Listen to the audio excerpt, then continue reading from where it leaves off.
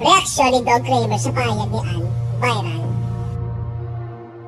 Usap-usapan ngayon ang dating professional basketball player at ngayon content creator na si Dog Kramer. Matapos siya magbigay ng komento sa pahayag ng kapamilya actress na si Ann Curtis.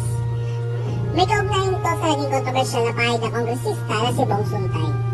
Tungkol kay Ann, sa isang hearing na may kinalaman sa impeachment complaint laban kay Vice President Sara Duterte.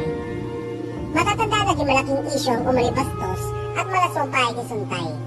Tungkol kay Ann, bagay na agad umani ng patikos mula sa publiko. Matapos kumalat ang nasabing issue, naglabas sa sariling pahayag si Ann sa social media, kung saan malinaw niyang ipinahayag ang kanyang paninindigan. Ayon kay Ann, hindi lamang siya ang naapektuhan sa naturang pahayag, kundi pati na rin ang maraming kababaihan na patuloy na nakakaranas ng pamabastos. Iginit niya na ang ganitong uri ng pahayag ay hindi dapat binabaliwala at kailangan tutulan. Dagdag pa ng actress, walang sinuang babae ang dapat maging target ng malaswang pag-iisip o bastos sa komento mula sa kahit sino na lalaki. Aniya, mahalagang igalang ang kababaihan at itaguyod ang respeto sa bawat isa.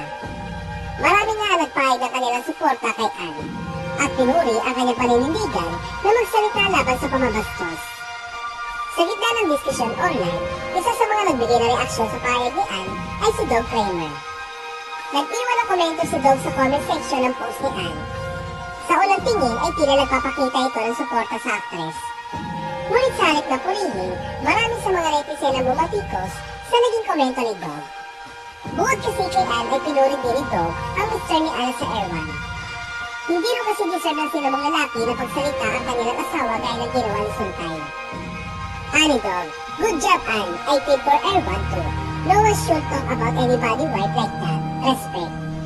Ayon sa ilang netizen, tila naiinis umano ang komento ni Dog sa usapin mula sa issue ng pamabastos sa kababaihan patungo sa pagiging asawa ni Ann ni Erwan. Pistulang nawalan umano ng sasayang pahayag ni Ann dahil mas nakatuon pa rin si Dog kay Erwan o sa mga lalaki. Para sa kanila, hindi rin dapat nakatuon sa asawa ang simpatsya kundi sa babae na siya nakaranas sa pamabastos. May ilang pang netizen na nagsabing tila wala nang pinagkaiba si Dog sa ibang lalaki na dati rin pinuna dahil sa kanilang pananaw tungkol sa kababaihan.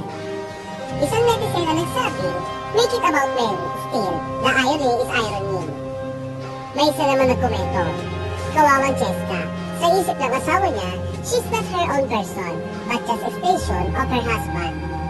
May ilan din nagsabing tila kawig umano ng pananaw ni Dog ang kay Alvin Aragon, na dati rin binatikos dahil sa kanyang mga pahayag tungkol sa kababaihan.